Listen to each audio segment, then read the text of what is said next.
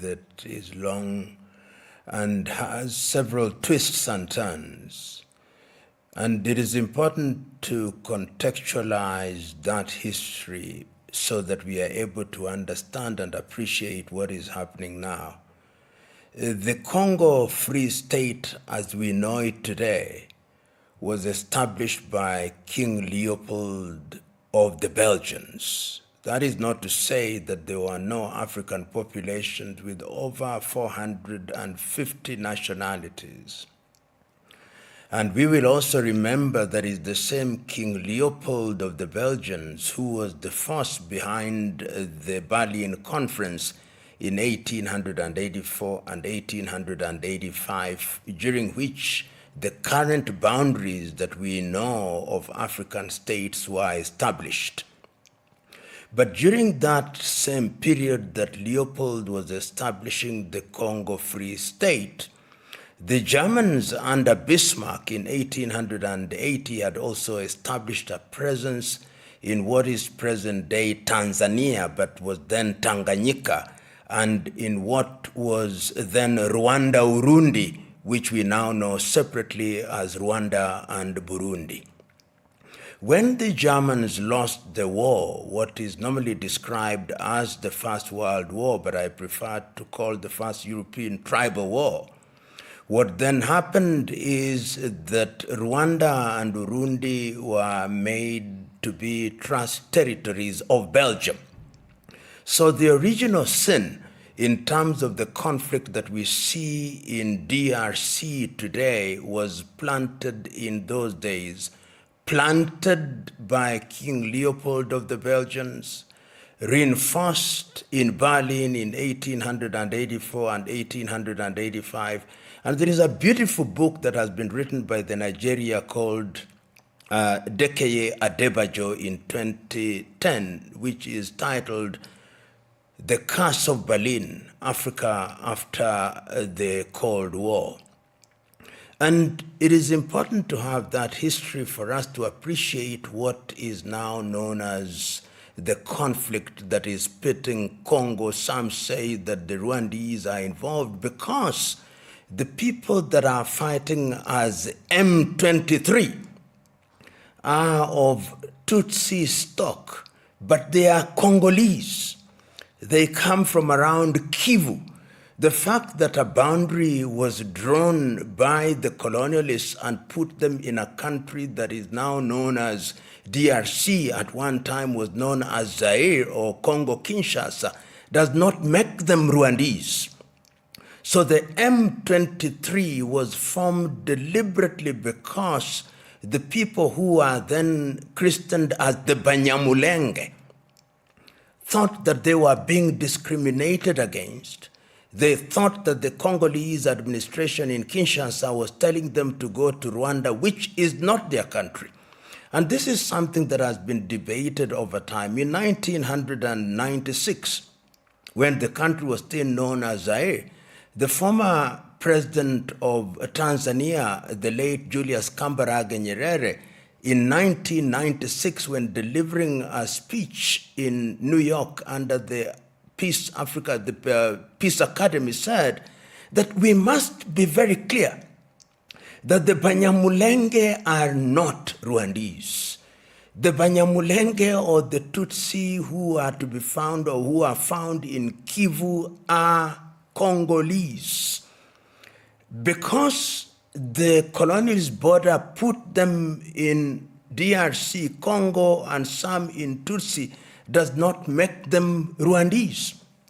So the M23 was created deliberately for the purpose of protecting the interests of the Tutsis who are Congolese citizens.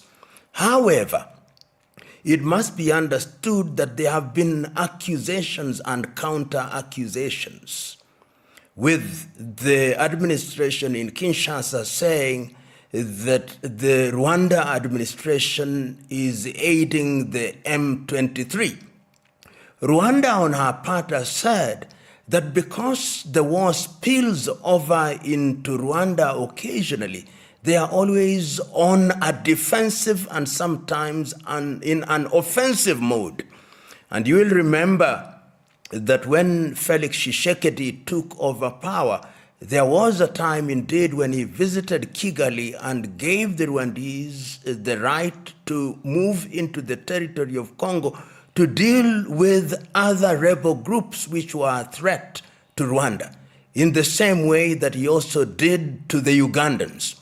The fallout now is that diplomatically there is now a problem between Rwanda and the Democratic Republic of Congo, and the accusations are that the Rwandese administration is using M23 to destabilize DRC and also to take resources. But I believe that if we are to look at the issue in an objective manner, this is not the time to apportion blame. This is the time to ask ourselves, how can we stabilize that area? And that will require, among other things, that all the combatants are called to a round table. The argument, for example, that comes from the Kinshasa administration that they cannot have a face-to-face meeting with M23 is without merit, because it is the M23 who are on the ground, and they are an organized force with a clear chain of command. Even if it is true that the Rwanda government has given them logistical support, that does not take away the fact that they are organized and that they say they are Congolese. And we will remember that numerous attempts have been made to stabilize DRC. Numerous attempts when it was still called Zaire, numerous attempts when it changed its name to the Democratic Republic of Congo, and there have been peace initiatives, the most prominent of which has been the peace initiative by President João Lourenço of Angola, which appears to have faltered. There was also the Nairobi peace initiative, and we will remember that at one time all the East African countries did sanction an African force to go and help the Congolese administration, and they expelled the East African force and invited SADC. It must be remembered that DRC is a member of 2 regional organizations, perhaps even 3. But the most prominent are that they are members of the East African community and members of SADC. And as we speak now in the year 2025, it is the SADC forces that are prominent in that area. Internationally, we also have the UN, MONUSCO, which has been there for a very long time. And this is not the first time that M23 have actually invaded Goma and occupied Goma. There was a time when they did, but the things have escalated in a manner that was unprecedented, with the consequence that the Kinshasa administration severed diplomatic ties and asked that the Rwandese ambassador winds up their diplomatic activities within 48 hours. It is in that context that the Kenyan President William Ruto, who is the current chair of the East African Community, then said, let us have an urgent meeting in order to resolve the problem. But from where I sit, such an urgent meeting will only be to stabilize and possibly call for a truce. But we've got to look at the long-term issues. I know others outside of the continent have also offered to mediate. President Erdogan of Turkey did offer to mediate, and that was immediately dismissed by the Congolese, which begs the question, how do we deal with the Congo problem in the context of the combatants who are present and who have demonstrated that they have sufficient firepower to overwhelm the Congolese forces? We talk much more about M23 and also talk about Banyamulenge, but remember that researchers tell us that there are anything between 100 and 120 armed groups, some of which are mercenaries and are involved with miners from different parts of the world. So that even if you negotiated with M23, what do you do with the other armed forces? from where I sit, and there are people who share the view that I take, you need a thorough examination of the situation in Congo. You need to have a conference which is an all-party meeting to look at mediation of the conflict in a proper manner. And I am of the view that all heads of state in East Africa should congregate. All heads of state in SADC should congregate. And perhaps if the AU was a strong body, it is not. This would be done under the aegis of the AU, so that you don't have single mediators. In order to underscore the significance of the situation or the gravity of the situation, heads of state should do the initial heavy lifting with certain guarantees being demanded of the parties involved. Short of that, we are in danger of having an all-out war in the same manner that we had in 1996 and 1997, when we had what was called the First Congo War and Africa's First World War. And we then had a similar one in 2001, 2003. So there is wisdom in this thing happening.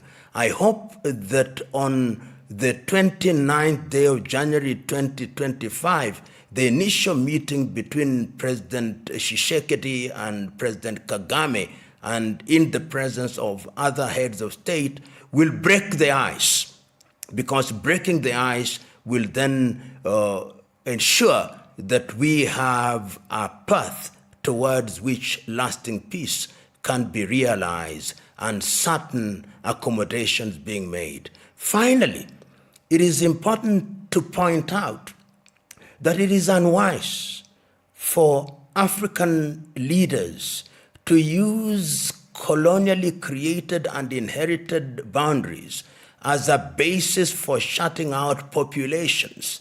One of the reasons why in 1963 in Addis Ababa, Ethiopia, and in 1964 in Cairo, Egypt, it was agreed to retain the boundaries was not because we wanted to use them as paddocks to discriminate, but because it was thought that trying to recreate them would cause chaos.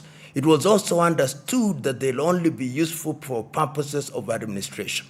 It cannot be right that we are talking about African unity, we are talking about free movement of persons, and then we begin to say that some are Congolese, some are Rwandese, some are Burundians. I hope and pray that those who for the time being are in positions of leadership in the DRC will recognize and see the big picture and negotiate. The stance that they have taken that they are not going to negotiate with M23 is, in my view, self-defeating.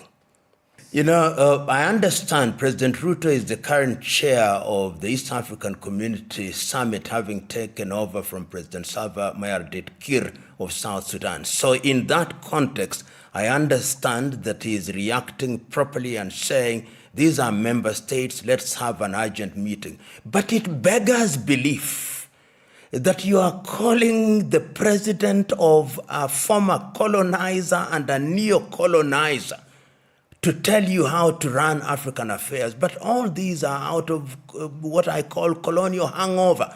African politicians still hold the view that they must be second-guessed and supported by presidents of former colonizers. We must decolonize our minds. You don't need Macron. You don't need any president to tell us in Africa how we can make our own peace. This is why they look down upon us, that even the things we can do, we still behave as if we are school boys and school girls, and they've got to tell us what to do. I hope that when the meeting of the East African Community Heads of State is convened, heads of state will say, no, we don't want France, no, we don't want all these fellows. They could be friends of goodwill, but the territory must be defined. What we are doing for Africans, let Africans do. Nyerere was so clear in these things that lasting peace can only be achieved if it is midwifed by Africans who are guarantors. And if we want any international presence in the meeting, it should be through the institution of the United Nations in which we are members, not some foreign power. And Macron has demonstrated not once, not twice, that he has great contempt for Africa, and we should shut him out. You know, there are many suspicions as to who is the guarantor and who is the person behind M23. There are suggestion and speculation that M23, of course, as we know, this is in the public domain, that the Rwanda is behind them. There are those who even argue that even France is behind them. There are those who even argue that the United States is supporting them. Those arguments are there. But even if that were true, I believe that it is African countries who should, in the first instance, examine what is on the ground. And if indeed the French are involved in some way or other, then it is our duty to ensure that those umbilical cords are cut.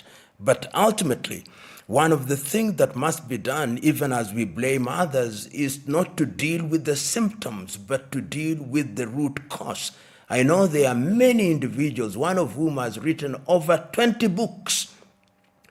And in those 20 books, what he does is to make all manner of accusations against Rwanda and against M23. And that individual has indeed been one of the fellows that is cited as the authorities in that area. But when you read some of his books, I'll not mention him, you see that the idea is to demonize Rwanda, the idea is to demonize the M23, the idea is to demonize any organization that is trying to emphasize the significance of resolving these issues as a matter that can be resolved by the Congolese. I have always held the view that if there was an administration in Kinshasa which wanted to resolve all the Congolese problems, then they would call what I call the all-Congolese meeting, at which all combatants would then be present. And in that way, you would then have the issues resolved. I believe at one time, there are people, some Catholic bishops of Congolese origin had made that suggestion. And there are important Congolese leaders who have also wanted to have these things resolved. I believe Fayulu, may have his biases. I believe Dr. Mukwege is one of the fellows who have spoken about these. They may have their own biases, but this is the time. When your house is on fire, you don't put oil, you look for water. When a rat is in your house, you don't burn the house, you remove the rat. And when your neighbor's house is on fire, you help them so that it doesn't spread to your own. And the wisdom of the occasion therefore demands that we have these meetings, and because these meetings will also help us identify who are the sponsors, who are the guarantors, and in that way will resolve the problem, hopefully once and for all. You know, President Kagame must be understood at different levels. Level number one, that he himself was a refugee after the first genocide in 1959. And his family was in Uganda for a very long time, suffering discrimination and alienation. And when he was in that space, that he himself participated jointly with President Yoweri Kaguta Museveni in liberating Uganda when he was a part of the NRA-NRM. And we also must remember that it is him and his comrades who are in the forefront to stop the genocide in 1994, when we now know anything between 800 and 1 million people people were massacred in a manner that was completely unprecedented in the continent of Africa. So he must be understood in the context of the genocide, and that he is a leader who emerged from that space. And when people have called President Kagame a dictator, I've denied it. I've said Kagame is a disciplinarian. And his disciplinarian approach is informed by the realities on the ground in Rwanda. And remember that around Rwanda, there are also people who ran away, people who belong to the old regime of Habyarimana and who are in the army, and people who are civilians who are involved in the massacre of the Tutsi and moderate Hutus in Taharamwe, who are actually still in the Democratic Republic of Congo. And when therefore it is said that Kagame is an expansionist, and he's been accused of being an expansionist. In fact, he, together with President Yoweri Museveni, have been accused of wanting to create what is called the Bahima Batutsi Kingdom. I don't think so. I hold the view that what they have been trying to do is to say that we have a territory whose integrity we want to protect. You are trying to impose on us people with whom we have filial ties, with whom we have same blood, our kith and kin, but who by dint of colonial boundaries are actually Congolese, and that therefore we must be on a defensive stance. To compare him therefore with Putin, who belongs to a different dispensation in a different environment, is to miss the point. And the point is that he finds himself as a leader together with his comrades in arms in a post-genocide era, and he is trying to rebuild a society. And that process of rebuilding a society requires that one is eternally vigilant, because the perpetrators of the genocide, most of them are still alive and well, and one may dare say may even have genocidal ideas, and therefore one cannot lower one's guard. Therefore, in the same manner that Putin is saying that people of Russian stock, wherever they are, we have a duty to protect them, Kagame is also saying, as according to these commentators, that anybody who is of Tutsi stock, wherever they are, we are going to protect them. And I think that that argument looks very logical. But its logic dies when you come to grip with the reality that in the case of Rwanda, the people who are of Rwandese or Tutsi stock in the Democratic Republic of Congo are actually Congolese. And in the case of Russia, we must also remember that what is today Ukraine or Russia were part of the Soviet Union. So sometimes that comparison is not without merit.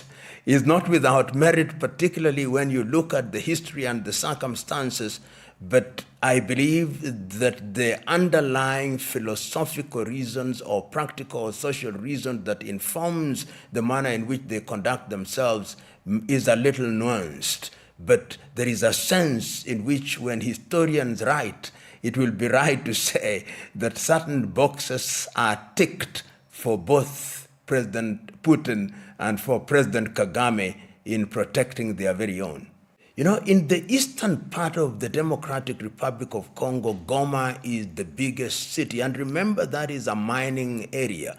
That is a mining area, and the mines that are to be found in eastern Congo, whether it's uranium, whether it's cobalt, whether it's rare earth, whether it's gold, the biggest airfield, official airfield, is to be found in Goma. It is also the city that connects you with the rest of East Africa, whether you are talking Uganda, Kenya, Tanzania, and the rest of the African hinterland, if you may. So it is significant in that regard because of absence of good infrastructure in DRC. Congo is a country that has very few roads, very few railways, if any. So when you move from Kinshasa or Kisangani or Bukavu, the place that you come to is Goma. So Goma is really important for Eastern Congo, which is the home of mines, and which, when DRC stabilizes, that is actually the fountain of their riches. When you take Goma, you hit the very heart of Eastern Congo. You know, one can never say never, and that is why some of us are saying, before that happens, it must be stopped. You know, when you see the M23 taking Goma, they are actually saying, we can march on to Kinshasa. And it has happened before during the Kabila administration. And it is also possible that the administration in Kinshasa will not stand by and watch them march on. They would invite their own friends as they did before. And if they did so, you would once again have different countries involved, both from within Eastern Africa or Southern Africa or Central Africa. And nobody wants that, because when that happens, there'll also be other countries who actually love it when Congo is at war and in a state of confusion. And there are countries which are former colonizers whose subterranean hands are ever present, because an unstable Congo and an unstable Africa is a good hunting ground. So we pray and hope, and beyond prayer and hope, the political leaders must make every effort to ensure that that does not happen. The decision, in my view, to sever diplomatic ties with Rwanda that was made, in my view, very hurriedly, ought to be reversed. You must retain some kind of engagement. Even in the most difficult times, you must have détente, where you have their capacity and the ability and desire to negotiate and to engage, so that you keep on talking. Because when you stop talking, that is when chaos begins. So I am of the view that every effort must be made, and there should be shuttle diplomacy to ensure that we don't have another Congo war. You know, sometimes when I listen to the UN officials talking to the media, and they say our mandate was to keep peace. How do you keep that which is not there? There's no peace in the first place. And they ordinarily say we could not do certain things. We could not stop the combatants because our mandate is only to keep peace. So they go into the arena, and this is not meant to be a disrespect to the Boy Scouts and the Girl Guides, but they go into a war situation as if they are Boy Scouts and Girl Guides, and that they are going to hand over confetti to the combatants. No, these are guns, these are live guns, these are people with heavy artillery.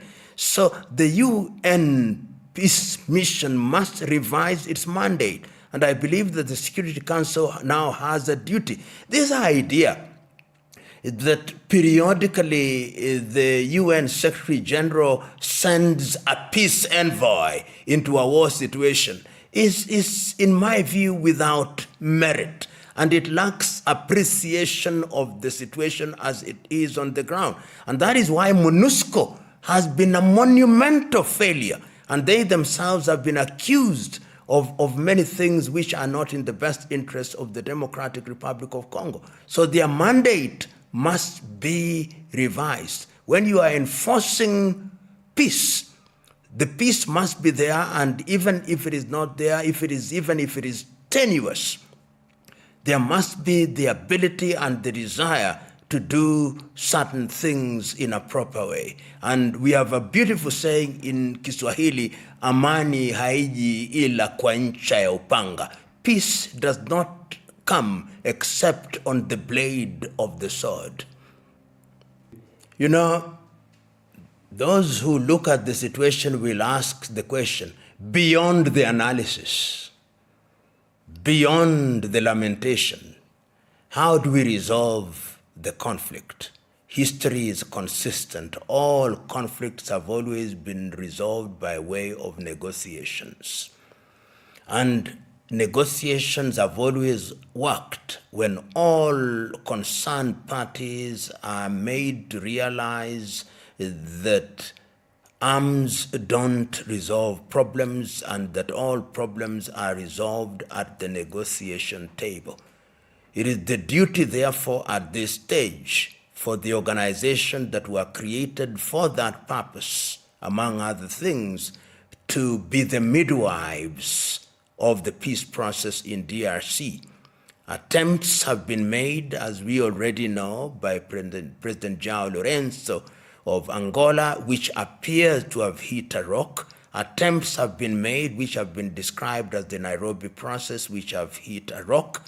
And it is now owing to the escalation that we are now saying all East African countries should congregate. And I agree. We should be an emergency meeting of the East African community, an emergency meeting of SADC, an emergency meeting of the African Union with a view to finding lasting solution to the Congo problem. That is what is going to resolve this issue. And it is only going to be resolved when all parties who have been named are sitting in one room and are told, we don't want war, stop it. And those who don't want to stop it, we are going to sanction you, both at individual level and at other levels which are relevant. And if you don't, we are going to use the law to prosecute you so that you are punished for the best interests of your country and your peoples. If that is done, then I believe that Congo will begin to know peace.